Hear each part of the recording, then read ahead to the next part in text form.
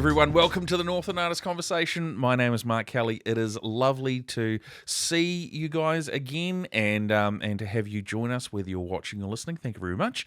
As always, I am your host on this amazing journey as we discover the wonderfully talented people that live here in Northland, New Zealand.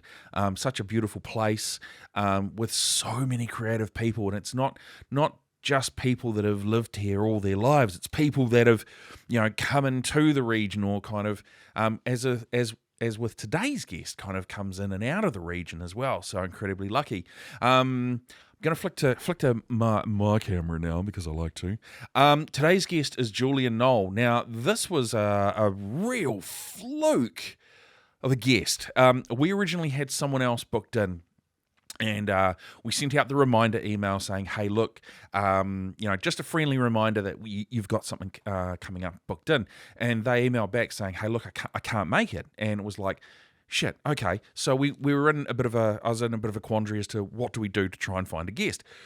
Julian emailed and said, hey, look, I'm friends with Sonia Van Kerkhoff, who has been a former guest. I would love to be on. And I was like, this is perfect. So Marino reached out to him and said, yes, we've got a spot. What's your availability? And he emailed back saying, well, I'm out of Northland in this date, and we only had one date available. So we emailed him back saying, well, we've got this particular date here, which is the day that we're recording the podcast on. And he just said yes. And I thought, this is amazing. Clearly, one of those guests that we were just destined to have. And I tell you what, so much amazing stuff came out of tonight. This is the intro, and the end of the outro. How we kind of structure things is we'll bring the guest in, we'll sit down, we'll do the full podcast, then we'll do the rapid fire segment, which is usually released on a Wednesday. We'll let the guest leave, and we thank them for their time, and then what I'll do is I'll do an intro and an outro. So this is the intro part now. But, I'm sitting here still thinking about how amazing this podcast was. I got so much out of it, not because Julian has been an actor and he's a trained actor, but just some of the stories that he has, and we get deep into some of his life as well, and he's just so giving, and he has no problem sharing it all. So I'm going to shut up, and I'm going to let you guys enjoy it. Let's sit down and have a conversation with Julian Noel.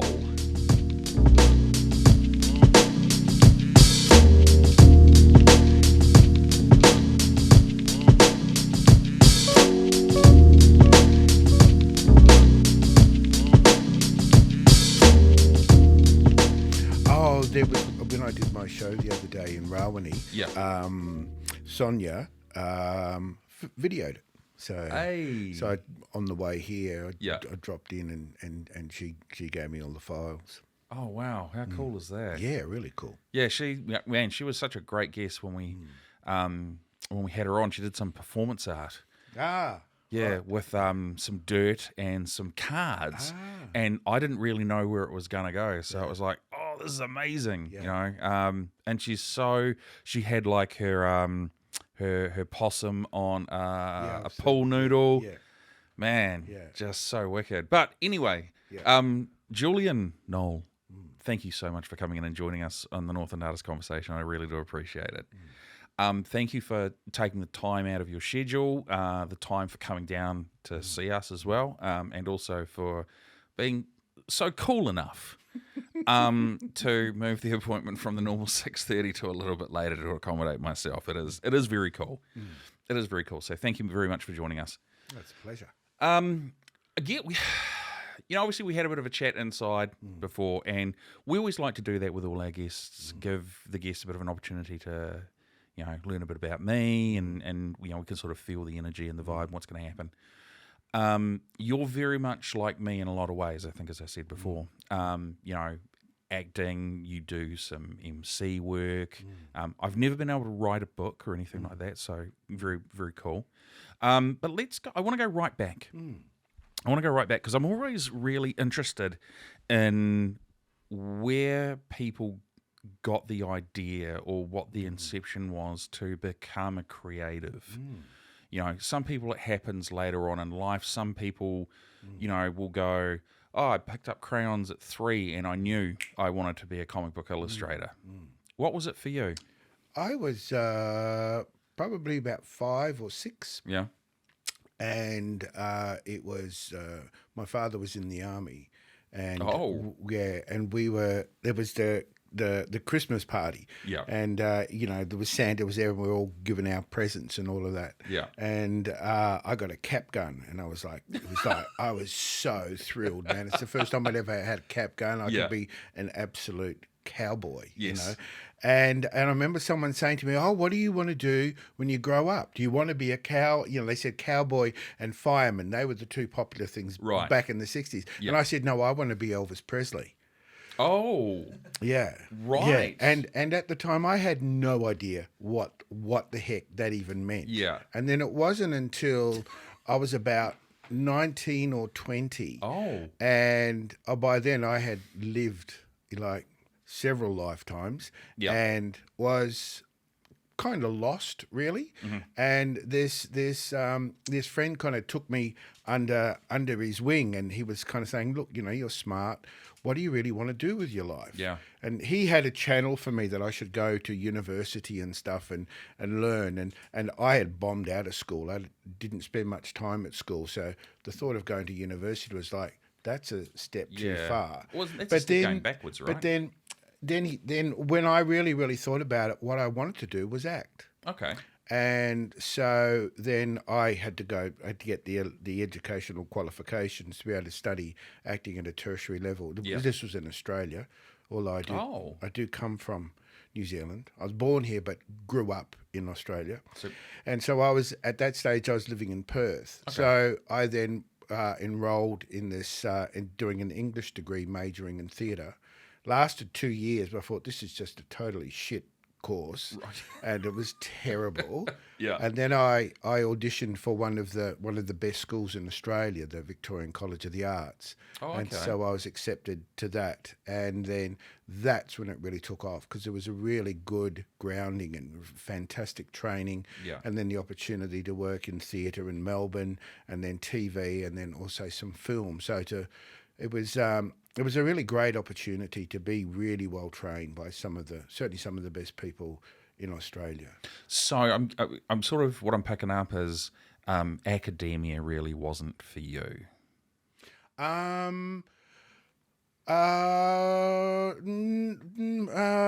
Academia wasn't my background. Right. So I remember when I did go back to school, like I'd only spent 3 or 4 years at actual school.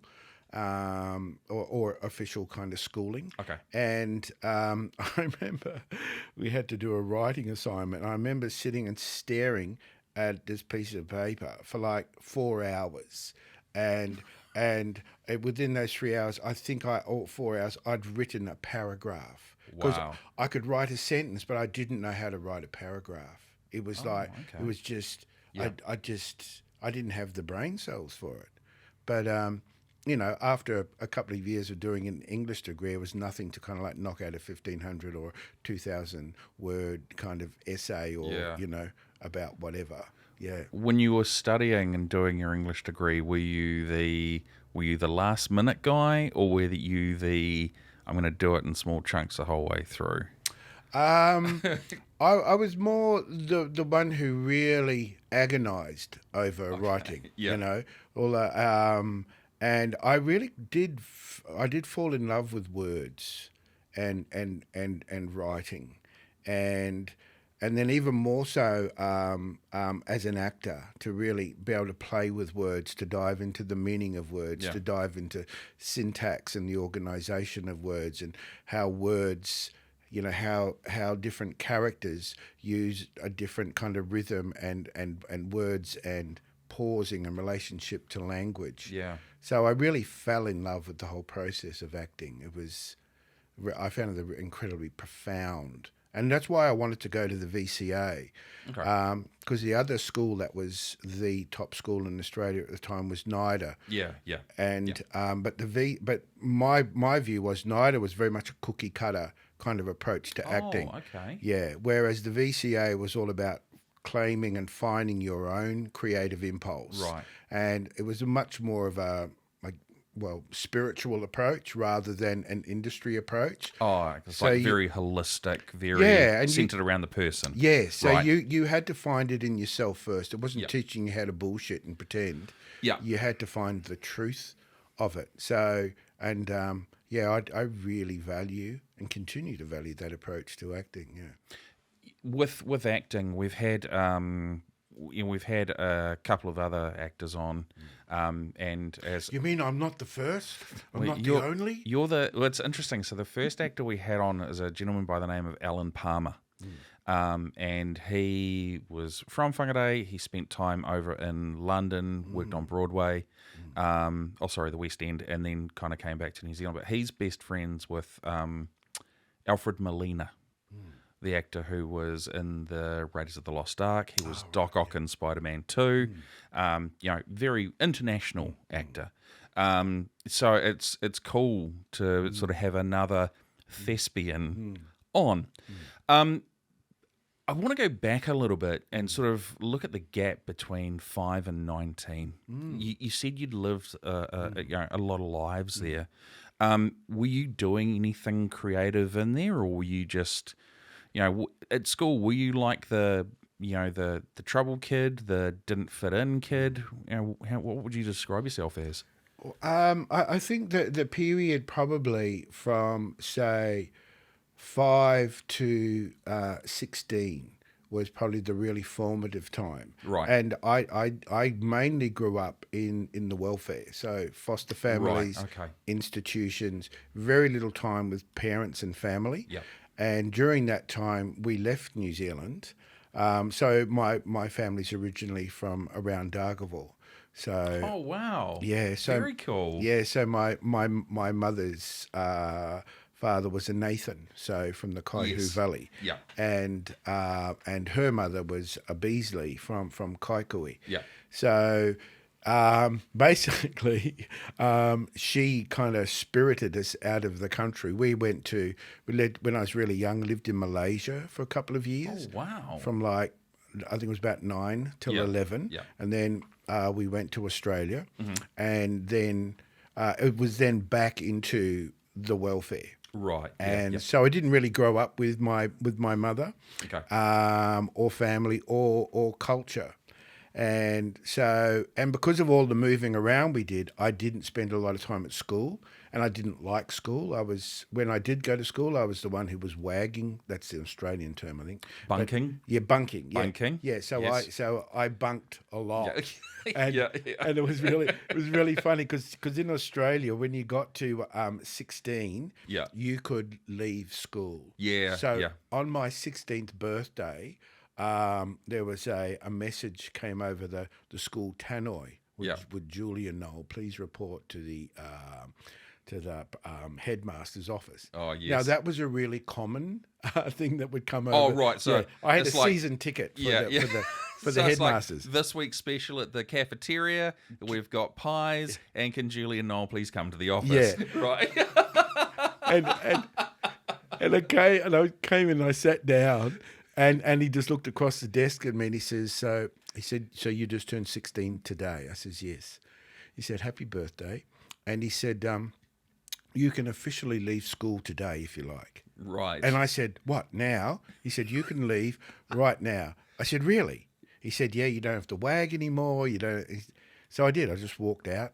And within 2 or 3 Wow. days, I had my first job, wow. and just never looked back. So then it was about 19. Yeah. So, yeah, but I guess what characterized 16 to 19, I just got into a lot of trouble. Yeah. Drank too much, started smoking weed, got into fights and all sorts of criminal activities. Oh, welcome to Northland. Yeah. And then actually what turned it around, 19, Yeah. I actually learnt to meditate. Really? Yeah. Yeah, and that's when all of a sudden my whole perspective around life started to change. Yeah. Was it something that you learnt from someone, or okay? Yeah. Talk me through that, because I mean that, to having gone from being the serial bunker to this, I'm guessing work any type of job, as long as it can fund my booze and drugs, to meditation, because that's a 180 flip. Yeah.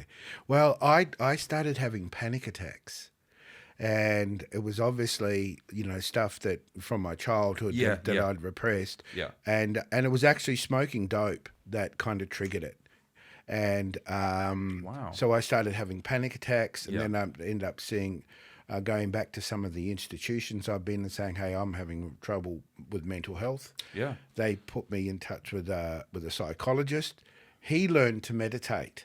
Okay, right. And I saw such a radical change in him. Yeah. And he was someone who I'd really started to look up to. Okay. So then one day I said, I think I want to learn how to do that too, because I want that sense of peace and quiet, because there's not a lot of it going on in me. What year are we talking? That's 1976. Wow.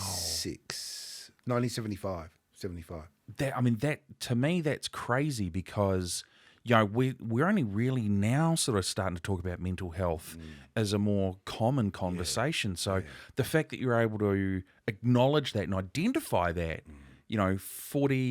48 years ago, and the reason I know it's 48 is because I was born in 1975.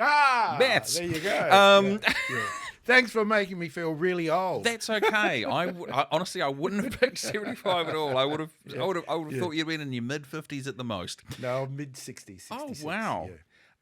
So that's a huge revelation that someone young as well in an era where men were men, and we you don't talk about your problems, and you harden the fuck up. And it was that time. Yeah, it was. But for you to have that that insight in yourself to go, I need help. Yeah. I mean, that speaks volumes. Yeah, it was like, it's like, man, when the shit really hits the fan. And like I felt like I had nowhere else to go. And I remember, that there was, I was having these panic. I genuinely thought I was going mad. Yeah. I was terrified. And I remember, and I had a foster mother who was the best foster parent I'd ever had. Yeah, that's cool. And I remember coming out, and I'm sitting at breakfast, and I looked down, and I just started to cry. Oh, wow. It was just like, I was just sobbing. And I said, I think I'm going mad. I think I'm going mad. And she was just so incredible. Yeah. And, she just kind of helped, and we went and saw a doctor, and they prescribed Valium. And I said, this is horrible. This is like, I feel like I've just got rubber legs, and I'm no less anxious. It was horrible. Yeah. And then we eventually came to the psychologist, and then I saw him for a while, and that was helpful. But then when I learned to meditate, and I meditate to this day, 48 years. I was just about to ask, is that a practice that you still do? Is it a daily thing? Yes, it is, yeah. Right, yeah, wow. Yeah. No. So it's become a real, and for me, it's directly linked to my creativity now. Okay, yeah. The whole notion of, being creative, it is really linked to that kind of entering that kind of quieter realm. Yeah. Be able to listen more deeply and to observe more deeply. And I find meditation incredible, help for that in the creative process. Yeah. And it's funny because, when I was in my late teens, early 20s, I thought doing a ridiculous amount of booze and drugs was the way to be more creative. Ah, right. I fell into that typical trap. Yeah. You move into a flat, you get stoned after dinner, you have some brownies, and we were all musicians, so we'd all my mate would pick up a guitar, someone would pick up a bass, I'd jump on the drums, and a mate would sing, and we'd just play this shit, and it'd be like, oh, it's amazing. Did we record it? No, we didn't. Let's go play Twisted Metal on PlayStation. And we thought we were creative geniuses. But I've been drug free since. Well, actually, it's 27 years this year. It'll be. Wow. For me. Yeah. Because I basically I was like, nah, this actually isn't doing, this ain't doing shit. Yeah.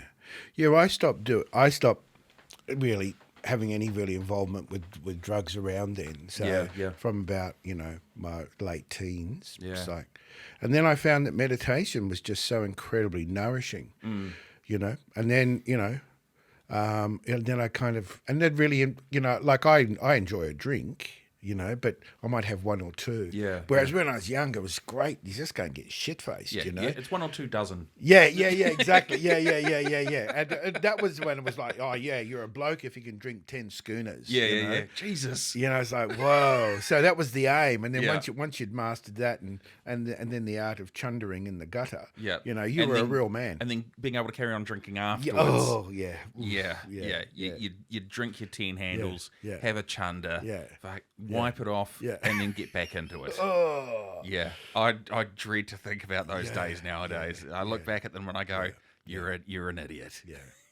But I think that those sorts of things that happen kind of form and shape who we become later on in life. Because as an actor, you often have to draw on lived experience or something that's tangentially relatable for the emotion that you're trying to hit. Yeah.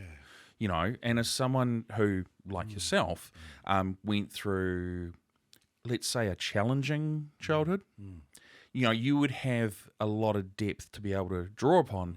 And what I'm wondering, does meditation allow you to tap in to that? Yeah. I think the thing with meditation, it makes you incredibly sensitive and aware of, there's like... the barriers are down, and you want the barriers down. I in my approach to acting is you don't want a barrier between you and whatever the emotion is that the scene calls for or that you're trying to portray. So the more open and available, and I find meditation really does open me up to that, and I can kind of feel more acutely and bring that to the fore. Yeah. So this is amazing. Very rarely do we get to sort of have these sort of deep conversations of this depth. I think we've had them, producer Andrew, maybe a handful of times? Yeah. Be about right, yeah, handful of times. So let's go to when you're in acting school. You're there, you're learning about yourself, you're understanding your place and how your craft lives within inside you. Wow. I know what my experience at drama school was like. How was that journey for you? It was incredibly difficult for the first 2 years. It's a 3-year course. And I got to the end of second year. Yeah. And they failed me. And wow. And the only reason... and because within the Constitution, if you failed someone in first year, you could ask them to leave. Right, okay. But because they had passed me through first year, they couldn't ask me to leave. So I had to repeat second year. Oh, wow. And it was at the time, absolutely heartbreaking. Yeah. But I knew I wasn't cracking it. And it was emotional. It was like there were because of my childhood, there were so many blocks and so many closed doors. But then I had all summer to think about it and to really go, fuck them. Yeah. I know I can do this. I knew I could do it, but I knew I hadn't. But I came back the next year and just totally blitzed it. Yeah. It was like, so, getting that real kick in the nuts was like what really inspired me to really open up and just put it on the line. Yeah. And it was so great because in the midterm project, and it was a two-hander. We me and another guy and the director, we remodeled Waiting for Godot, the Samuel Beckett play, into a two-hander. And I know. And it was. That's interesting. Yeah. I thought it was brilliant. And my acting teacher came up to the director. She didn't know I heard this. She said, that is one of the best performances we've ever had at the college. Wow. So I'd kind of gone from being this my own kind of mind broken and useless and a failure to nailed it. I know how to do this. And so I guess the point of me sharing that is, sometimes adversity is the best thing for us. As hard as it is. And I find that with my life, like it was tough, and that's what my current play is all about. The one that I've devised, and also the book that I'm writing is about that. And the working title for the book is The Awful Grace of God. That's the title of it. And it comes from The Awful Grace of God. What a great title. Yeah, I love it too. It comes from an Aeschylus quote. Aeschylus was a Greek poet and tragedy writer. Okay, yep. And I'll really badly hit the quote. We're not going to hold you verbatim. Good. I can see everyone going, they're reaching for Dr. Google. What an Aeschylus. He's fucked up the quote. This is the actual words. Really badly. Yeah. But no, he said something like, and so like in the deep dark of night, slowly, drop by drop, descends the awful grace of God. Wow. And it's very much about in those painful moments when you are ripped open. Then your divinity is revealed to you. So I'm not masochistic, but I've kind of learned the profound value of pain and not to walk away from it. Like to stay there until that moment of clarity comes. Yeah, and sometimes the things that are most incredibly painful and raw at that particular time, it dissipates. I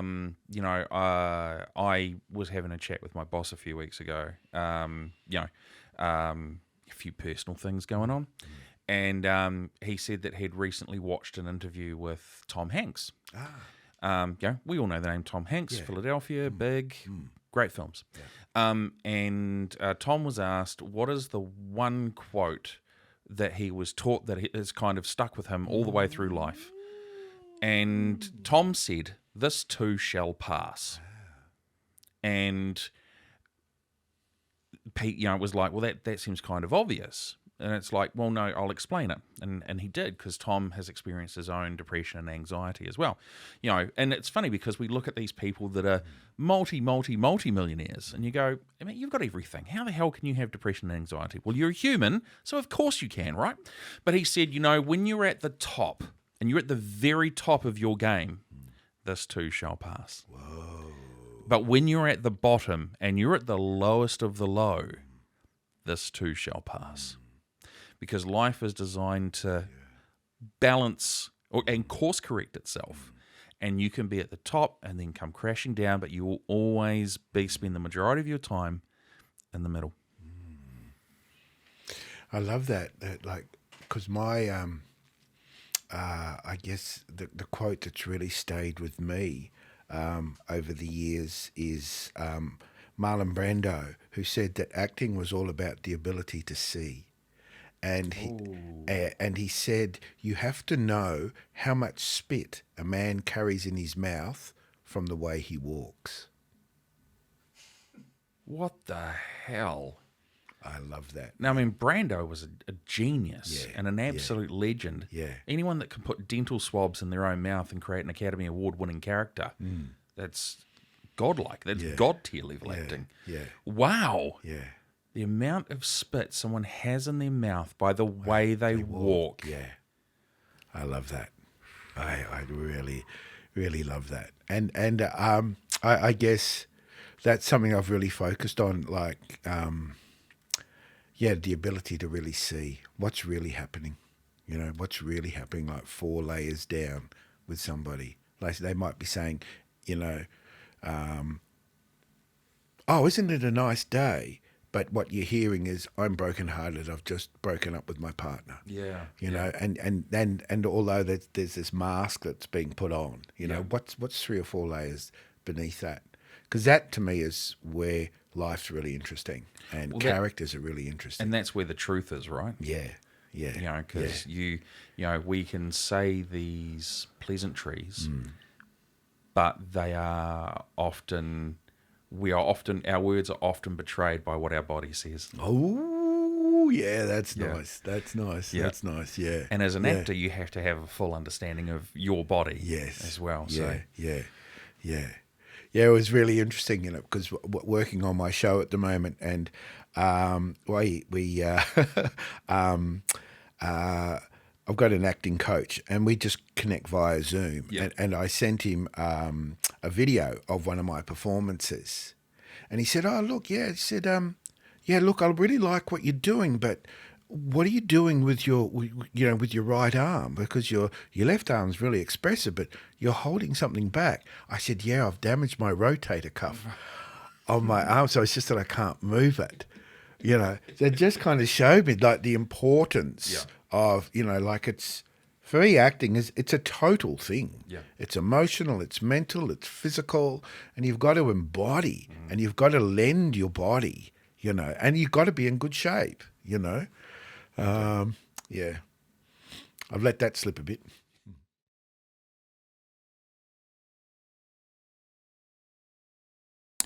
Northland Artists Conversation proudly supports 1737.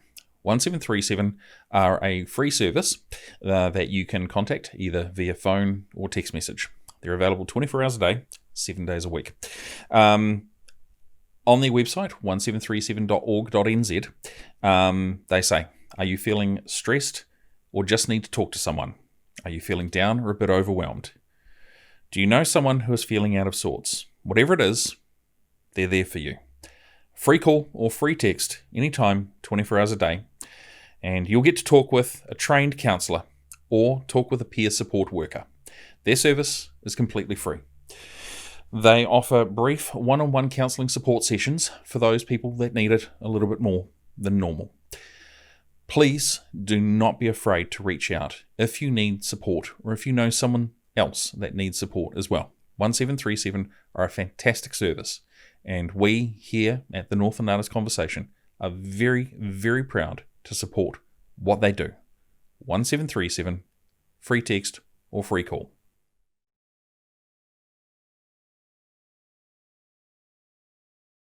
My next question is, as an actor and as someone that has their, your whole body is your tool, right? And you talked about having to be fit. How important is physical fitness, but also mental fitness? Yeah. Look, both. I think both. I think both.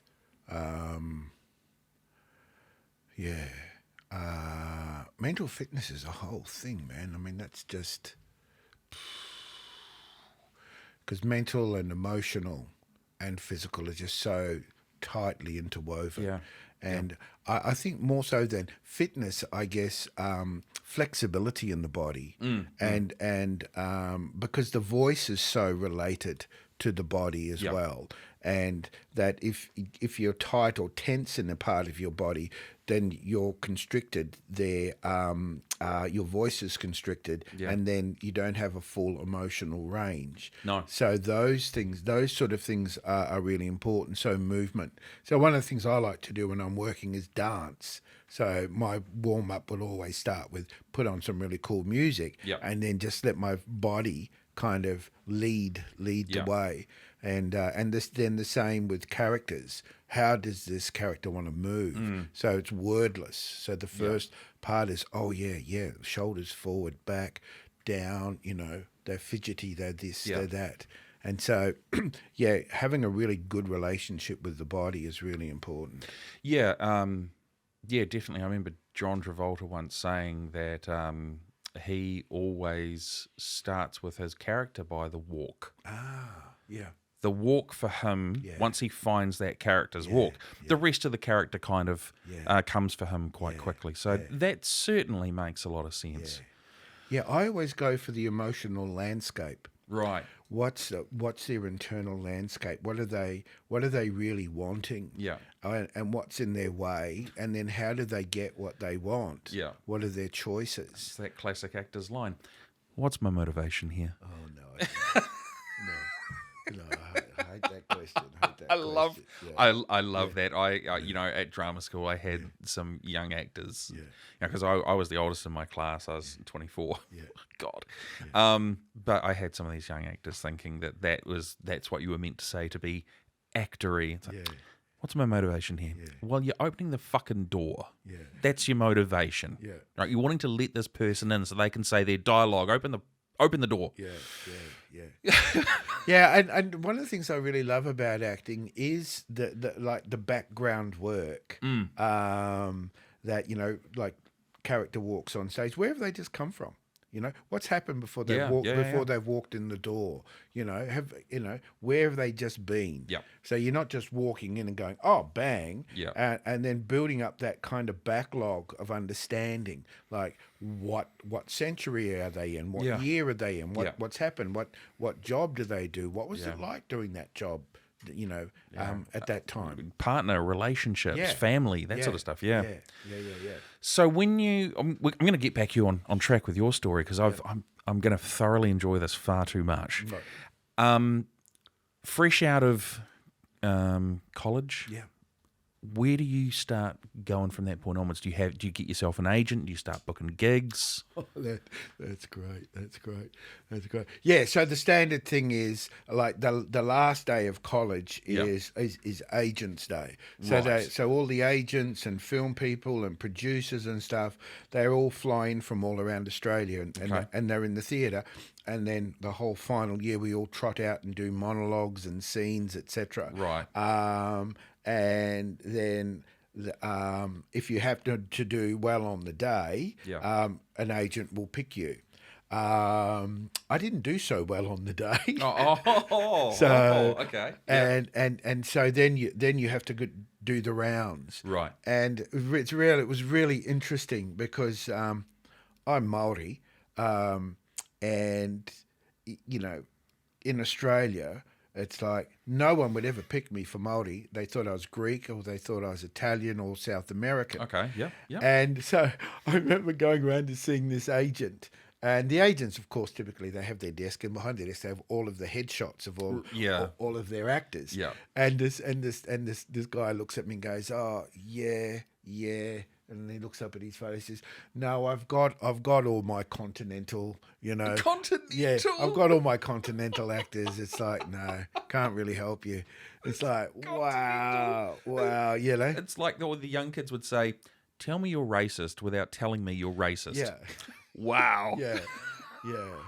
So that was it. So got an agent. Yeah. And then who got me some TV work. But I was much happier doing stage work. Yeah. And devising new work. That's what I've always really enjoyed, the process of creating something, getting a kind of an impulse around something that's kind of important to me. And that was a large part of my training, was that I got to focus on, like I said, with Waiting for Godot, we kind of turned that into our own creation. Yeah. And then in my final year, I focused on one person shows, which I would then create. Okay.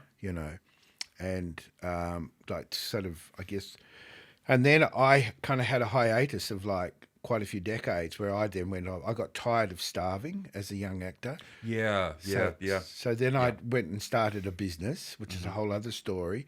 But then I felt really drawn to come home to New Zealand. And I was drawn to, one of the reasons was I started writing a book about childhood experiences and moments when I was learning things, important things about life. Yeah. And so I came home to write that. And then it was about a year or so ago, I thought, this should be a play. Right. Okay. And then I found a director, and so we've been working on that. Yeah. And now we're now starting to perform that just to kind of smaller audiences, just to see what's working and what isn't. So it's kind of bringing all of those kind of things together from childhood and culture and kind of New Zealand, Māori. What is it to be Māori in 2023? Yeah. Well, you're at the workshopping stage, or is it, or are you more at the refinement stage we're now? very much at the refinement stage. So Yep.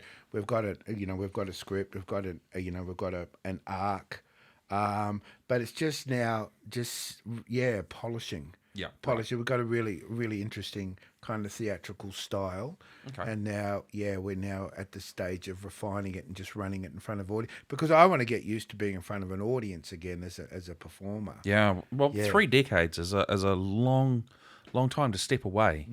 You know, what do you think, in your opinion, was is there one moment that you can pinpoint where you said, I need to get back into creativity, I need to get back on stage? Yeah, it was while I was working on one of the stories in my book, and I just had this, this needs to be a play. Right. Okay. Now, whenever I get like a deep impulse like that, what I do is I look to see what shows up. Right. Okay. Yep. So on the Wednesday, I said, I think this should be a play. Yep. On the Thursday, on my Facebook feed, one person solo show coming to really? Arrowtown. Wow. And I went, this is right, okay. Serendipitous. Yeah. And so I go to the show. Yeah. And I love it. Yep. And I think the woman who performed it did a fantastic job. So I went up to her afterwards and said, really enjoyed it, blah, blah, blah. I'm just, working on this idea for a show. Yeah. Can I talk to you about it? She's now the director of the show. Amazing. We've been working together for close to a year. That's brilliant. So whenever I kind of get a creative impulse, I always see, what does the universe think of that? Yes. So when I get confirmation like that, then I kind of follow through. But what I did was, because I hadn't performed for so long, I thought, I've got to get back in front of an audience. Yeah. I thought, and there was this open mic in Queenstown, which is where I live, at last Thursday of every month. But it was only for poetry. Okay. Yep. And for songwriters. Yeah. Okay. So I thought, fuck it, how hard must it be to write poems? So I started to chuck words onto a page and go, is that a poem? No idea. Yeah. But I'm going to stand up and just say, this is a poem. Yeah. And I'm making it poetry. Yeah, that's right. Yeah. I was born to poet. Yeah. Exactly. And I found out that I was, in my opinion, and ever since when the audience was, oh wow, you're pretty good at this. Oh yeah. Right. I've actually bought Go a on. poem which I'd really. I would love to hear this. Yeah. Love to hear this. Yeah, I guess kind of. If you've got a preface for it, 100%. Let's Yeah. hear the backstory. Yeah. Always interested.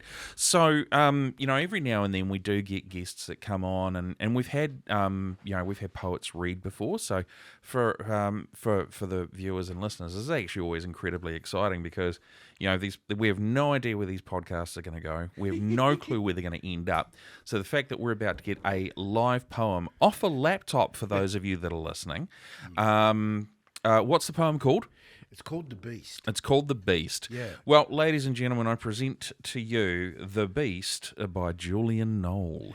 So it goes on for a few minutes, but what really kind of interests me at the moment is around social media.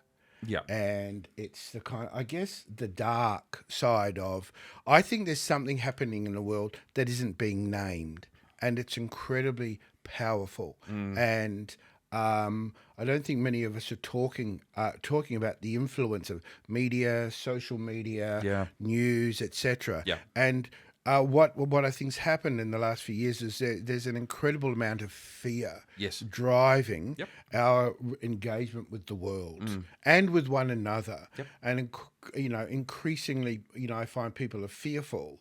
And it's really interesting because at the moment I'm the artist in residence in Rawene, which is this tiny little village on the end of this headland in the middle of the Hokianga Harbour. Yeah. And Beautiful place, though. it is. Stunning. But what I see is, no matter where you go in the world now, we're carrying the world in the palm of our hands in the form of a mobile phone. And I just see the impact of this, even in beautiful Rawani, really, it's quite disturbing. I find it really disturbing because people are rattled and we don't know what to believe and we don't know, and we're frightened. Yeah. Anyway, so that's kind of what this poem, The Beast. I will invite you to look straight down your camera there. Excellent, right. And please, when you're ready, grace us with this poem called The Beast. It's about social media. Yeah. Ish. Yeah, ish, yeah. Oh, the other thing I need to say too is it's a mashup. So I got really interested in so it's a combination of my words, William Butler Yeats. Yes, yep. Really beautiful, beautiful poet, and then the words from an American folk song that Bob Dylan sang. Well, he's an amazing poet. Yeah. So it's a mashup. Yeah. So, The Beast. They gunned down the truth in a dark alley in New York. The streets of America run with the noble blood of gentle Themis. And in a mosque in Christchurch, they gunned down Ma'at, goddess of truth and justice. I know it's true. I watched it on Facebook. Conspiracy, the poor cousin of truth, floods the web, giving form to our deep fears. And a quiet voice calls, is nothing sacred anymore? And the mountains answer, lay down your weary tune, lay down the song you strum, and rest yourself 'neath the strength of strings no voice can hope to hum. We are all turning and turning in the widening, spiraling storm. The falcon cannot hear the falconer. From Baghdad to Bethlehem, old wounds weeping, the rough beast is stirring, travelling by train, plane and automobile. In the sandy deserts wailing, wounded warriors wander the once holy lands, beseeching, Eli, Eli, lama sabachthani. My God, why hast thou forsaken me? Desperate for the second coming. A young child asks, what is the truth? Google shrugs his shoulders, and Durga pulls her close. From Boston to Bethlehem, the wild beast is waking. The Pope, dressed in red, is throwing a party for the altar boys, handing out lollipops to the priests. Rupert Murdoch tweets a memo to the world. Things fall apart. The centre cannot hold. Mere anarchy is loosed upon the world.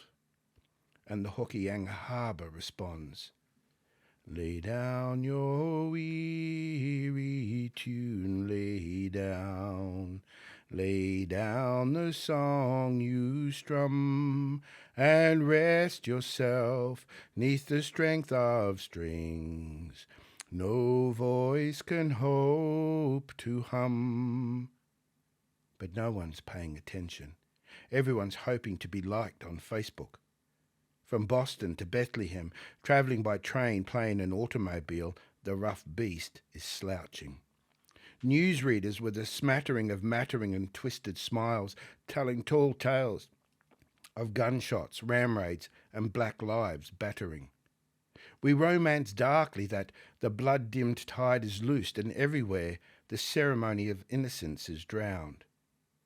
And in Rawani, it's 3 a.m. A mist floats across the estuary, murmuring, lay down your weary tune, lay down the song you strum, and rest yourself 'neath the strength of strings no voice can hope to hum. Politicians? Oh, please, arrogant pricks. The best lack all conviction, while the worst are full of passionate intensity. The millennials are knocking on heaven's door, but God has thrown away the key and is running for president. They plead, surely some revelation is at hand. Surely the second coming is at hand. The second coming? Hardly are those words out, when a vast image out of Spiritus Mundi troubles my sight. From Balclutha to Bethlehem, The dark beast is stirring, travelling by train, plane and automobile. Jesus Christ, or someone who looks like him, is snowboarding the Remarkables and carving up Cardrona. Queenstown, beanies, board shorts and Lululemon.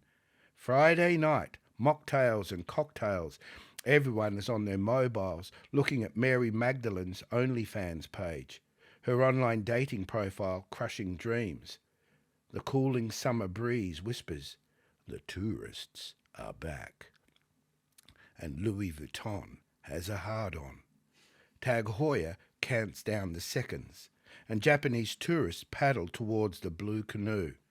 In the dark bars, cigarettes and mung bean vapes, beards and bitches, hairy chests and long shaved limbs, sculpted pubic mounds.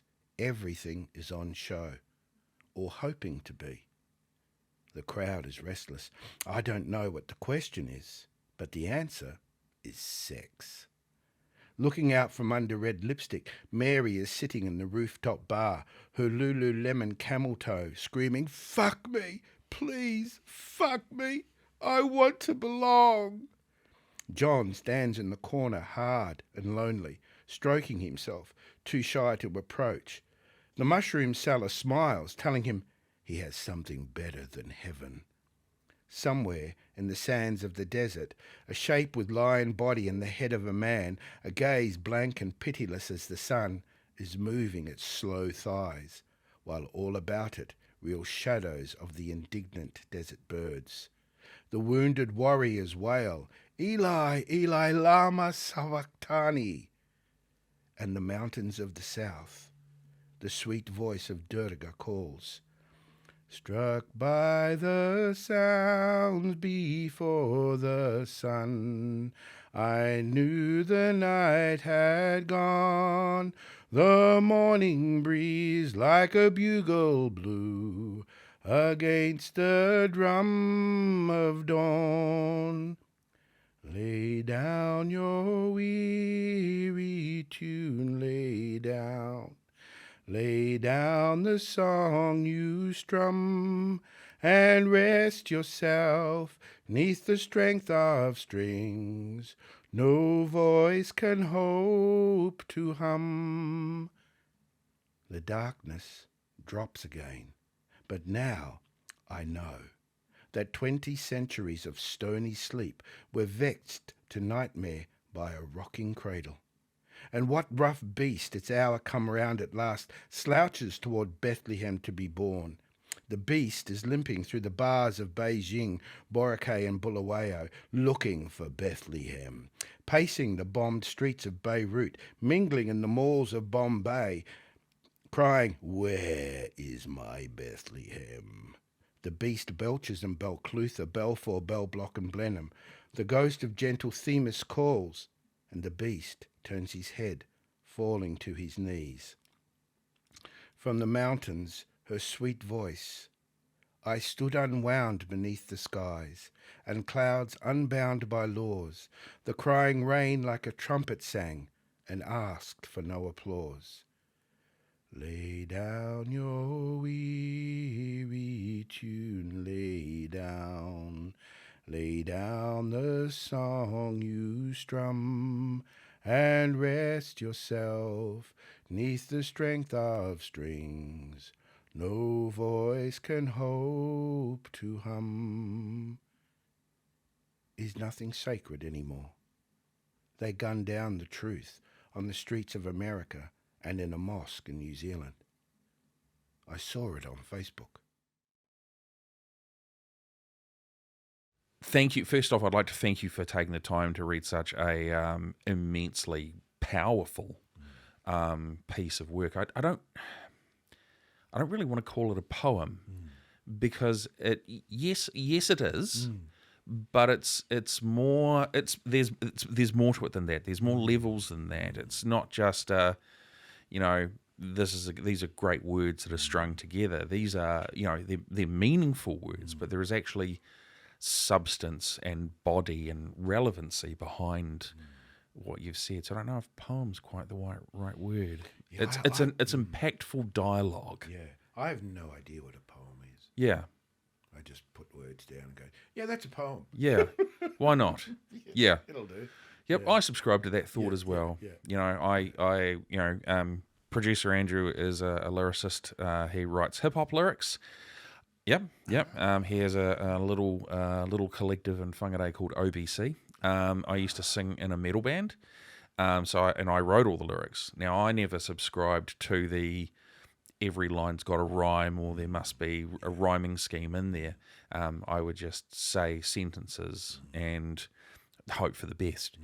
I'll share a funny story with you. My band had written a song, and they'd given me the track, and I had sat with it for a couple of weeks, and I just wrote some lyrics, and took it to band practice one night, and everyone was like, "Oh, we'll do that new song."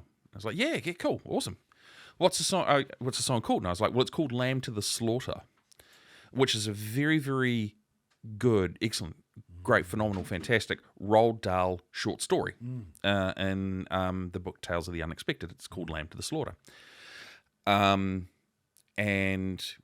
everyone was like, "Oh, man, what does it mean?" I was like, "Well, what do you think it means?" And they told me, and I was like, "Sure, that just mean whatever the hell you want it to mean." And we got through the first verse, and then I did the first line of the chorus, and then my guitarist stopped, and he was like, stop, guys. It's just, did I hear that right?" And I was like, what are you talking about?" And he goes, "What was the line of that first line of the chorus?" I was like, "Why?" And he goes, "I just want to make sure I heard it correctly." And I was, "Why?" I said, "Why?" He goes, it's dark." And I was like, "Oh, okay." And I hadn't written the song with the intention of being dark. And I said, "Well, the lyric is, I will devour all your hope." And everyone looked at me like, we can't use that line. I was like, "We can, and we're going to put it on the back of a T-shirt." Because metal is angry and angsty. So I always liked using words to convey, to give people an image. I think that's a fantastic line. "I will devour your hope." That's social media, right? Yeah, there. "I will devour all your hope." Yeah, I love it. Yeah. That's a brilliant line. I wish it was mine. Hey, yeah, but you have that phenomenal one in there. "Conspiracy is the poor cousin of truth." That is a fantastic line. And given the fact that there is so much rubbish. Now, you obviously reference social media and a lot of the sort of hot topics that are in out in the ether at the moment. Lululemon, Facebook, sex, and Mary Magdalene's OnlyFans. That's it's great. And it's an interesting thing because nowadays all of those apps have got built-in algorithms, right? And one thing I found is that if you we'll use YouTube for example. One thing I found is that if you watch a particular political view video, your feed suddenly gets flooded with all of them, right? Yeah. So if you watch a video that's slightly left, for example, suddenly you're going to get shit that's just so far left. It's like right out of your peripherals, and you're like, how the hell did we get here? And then the next week you might watch something that's slightly to the right, but then the algorithm tells you, here's all the shit that's so far right, it's gone off the bloody edge of the earth. But there's nothing that gives you the middle. So it's very hard to be centered. And I think... I have all... Now, every second thing that comes through on my Facebook and also YouTube are these crazy Christian preachers. And I mean the crazy ones. Right. Like they're screaming and yelling and, you're going to go to heaven and you're going to go to hell. Yeah. And I go, because I watched a couple of it. Now, my feed is flooded with them. And I'm going, how the hell do I get rid of these? All you do is, I did this as an experiment with one of my colleagues at work. He uses TikTok. And he's quite active on TikTok. And I said, you know what? These apps are all listening to you, even when you're not in them. So I picked up his phone and I said, mental health issues, and put the phone back down. He opened up TikTok. There's mental health issues, just people talking about their mental health issues. He was like, "You fucked up my feed. I hate you right now." Because it was all golf and like other things that he enjoyed as well. I've said golf, you know who you are. And he was just like, "You bastard." It's just like, that's how it is.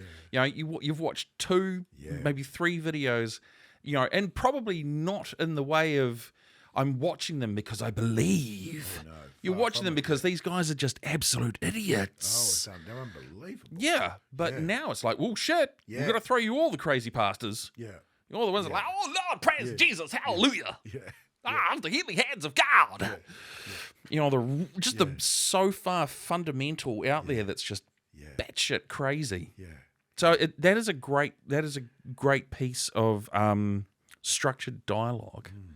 It's amazing. Thank you. So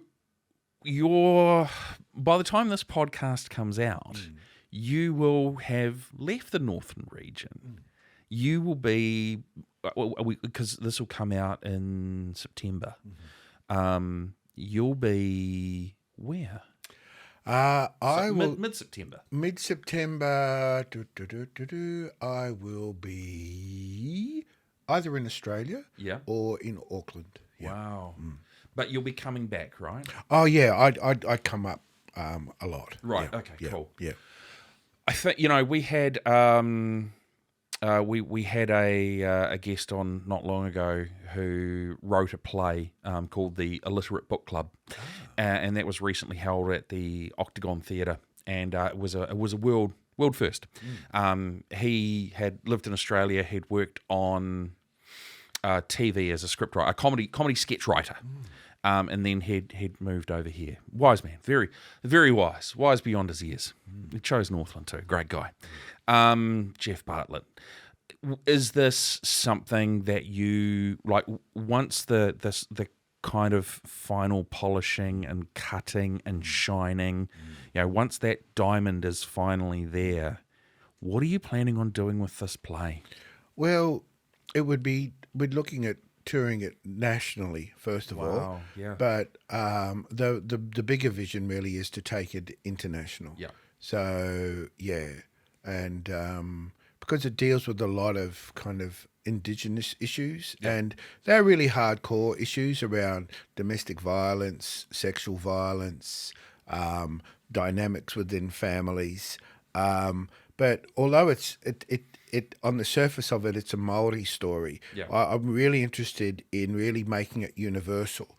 So I've had Irish and Scottish and so many other nationalities come and see it, and they go, "That was my life," and I go, "Yes." Yeah. Yes. Well, they're very universal themes, aren't they? Yeah. It's not like domestic violence belongs to one race and sexual assault belongs to another. It's not exclusive. Are they very hard themes? Yes, they are. They're very challenging, and they can be very confronting at times as well. And for someone like yourself to kind of, essentially, you're going to be bearing your soul on stage every time you do a performance to allow the audience to see your vulnerability. Does that scare you at all? No, not at all. No, because I think like years of therapy and self-inquiry, I couldn't do it unless I had resolved these things in myself. Right, yeah. So I can kind of offer them now. So it's not therapy, me standing up there. It's kind of like you can focus more on the art of it rather than and dredging up these things you've never dealt with. No.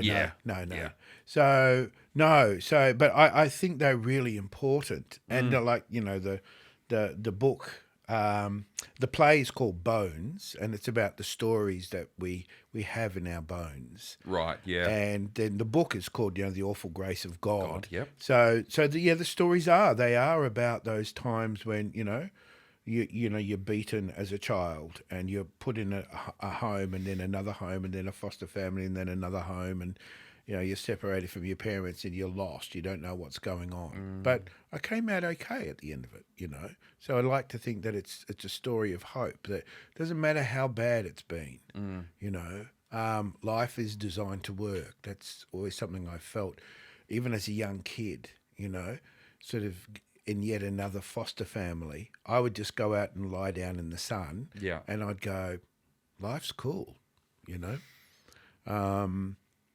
and they were kind of moments that stayed with me all through those difficult times of the kind of this too shall pass. Yeah, definitely. Yeah. That's an amazing perspective. When are you anticipating to have the book out? That's a great question. That's a really, really, really great question. I would like it to be early next year. Wow. Yeah. Very cool. Yeah. Will it be something that'll, it'll be the book launch and the play tour kind of combined? Like people can go see the play and purchase the book, or can they buy a book and get a ticket for the play? I don't know. I'm just throwing ideas out of this. Yeah, well, I'm a marketer from way back, so I'll be looking at the business case and I'll be looking at the launch and I'll be looking and considering all of those things. That is very cool. Yeah. Look, if you're in the area when that drops, we would sincerely love to have you back. I'd love to come back. This has been an absolute blast for us. Yeah. Julian, thank you so much for joining us. It's a pleasure. I really, really appreciate it. Cool, thank you. Yeah. Aren't there 10 quick-fire questions or something? Yeah, we're going to do that after. Oh, okay, great. Well, there you go, everyone. Yes, that was our amazing guest, Julian Noel. Julian, thank you so much for coming in. We really do appreciate it. Usually on the outro, I kind of reflect as to what I got out of this podcast, and we talk about some really deep things. He shared a couple of very valuable insights that he's used through his life, and I kind of share a couple as well. For me, the most exciting part that I'm looking forward to is seeing the end product of what he's got coming out. And he talks about doing his one-man play and also finishing his book as well, and how essentially the two can kind of run in parallel or in tandem with each other. His ability to step back into the creative space after having been away, for 30 years. For 30 years, he took a break from being right at the absolute pinnacle of his creativity, and for him to sort of move his way back in, it just goes to show that you can be creative and then you can take a break, but when you come back to it, it's like riding a bike. You're gonna pick it up again, and you'll be a bit rusty, but you'll still be able to get back on and do things. And I think that's absolutely amazing. Great lesson. The treat of the poem. Holy shit, really wasn't expecting that. I mean, he came in, sat down, he opened up his laptop, and he was like, do you mind if I read a poem? And I was like, yeah, okay, cool. Yeah, I mean, we've had people, read excerpts from books and do poetry, and it was like, yeah, sure, why not? This will be amazing. But the depth of that poem, that's something that's probably going to stick with, Northland Artists Conversation for a wee while. It's, it's pretty, one of those, Producer Andrew, I'd say it's probably one of those sort of magical moments. Yeah. He's saying definitely. So yeah, it's very cool. I'm going to flick to my camera now. Such a cool podcast. Even just sort of thinking back on it now, it's like, man, we covered a lot of good stuff, and it went for a good amount of time. And we're looking forward to having him back, as well as any of our other guests that would like to join us at any point in time as well. The email address, how to get in touch with us. I'll remind everyone soon. But yeah, if you've been on the show once before, please don't think it's a one and done. We would love to have you back. You're always welcome. So where can everyone find us? Well, here we go. For visuals, you can find us on Facebook, Instagram, and YouTube, all Northland Artists Conversation. For audio, you can find us on Spotify, Apple Podcasts, and Google Podcasts, again, Northland Artists Conversation. And if you're an artist, whether someone that hasn't been on the podcast or you've been on before, or if you know someone that's an artist that you think would be amazing, or would be great sitting down and taking some time with us and having a chat with us, we would love to hear from you. Contact us via email. You can do that by emailing hello@northlandartistsconversation.com. patreon.co.nz. Super simple. Now, we also have a Patreon page as well. Patreon is where you, the listener or viewer, can jump on and just show your support a little bit more than your usual like, share, subscribe, thumbs up, love, heart, all those things that you do on the social medias. We started that up as a way for people that were like, we really like what you're doing. It's really cool. We give it 2 thumbs up. We want to show our appreciation a little bit more. So we created Patreon account. So we have 2 tiers on there. First tier that we have is cup of coffee, and that's $5 a month. $5 a month for fully original content, all made, shot, edited, produced locally. All in Northland. We're Northland people. We're delivering what we feel is a fantastic Northland product that actually enhances and supports the creative community within Northland. So that's that. We have the $5 cup of coffee tier. Second tier we've affectionately called Coffee Addict. Now that's $20 a month, but you do get a few extras in that that you don't get with the $5 tier. You get a personal shout out. You get to find out who's coming up in advance before anyone else, and you also get to ask questions as well. So if you've got a question that you would like me to ask the guest, just simply email through Patreon, and I'm more than happy to ask our guests that as well. Now, where can you find our Patreon page? Well, there's 2 ways. First way you can do is you can go to Google and type in Patreon. That's Patreon. Load up the page, top right-hand corner. Simply create an account, search Northland Artists Conversation, pick your tier, go from there. It's really easy. The even easier way is to go www.patreon.com/Northland Artists Conversation. Again, create an account, pick your tier, go from there. We couldn't make it any easier if we tried. I'm going to cut back to my wide camera now. 3, 2, 1. So yeah, it's we're in September now. Hooray! It's warmer. Days are longer. I think I said this last week as well, but as we start to move into what will hopefully be a summer, not like start of 2023's non-summer summer. It always reminds me of the reason why I moved to Northland. I'm originally from Gisborne. Gisborne is a beautiful place with amazing beaches, golden sand, wicked surf breaks, and lots of cool things. Moving from Auckland to Whangarei was just a simple no-brainer. Northland, to me, is a bigger version of Gisborne, and I love this place so much. And that is why all of the Northland Artists Conversation team love what we do. We love the region. We love supporting creative people. So thank you very much for staying with us on this journey. It's been amazing. We're going to keep getting better. We're going to keep improving. So stick around. So on behalf of myself, Mark Kelly, your host, and the Northland Artists Conversation team, thanks very much for tuning in, and we will see you guys real soon.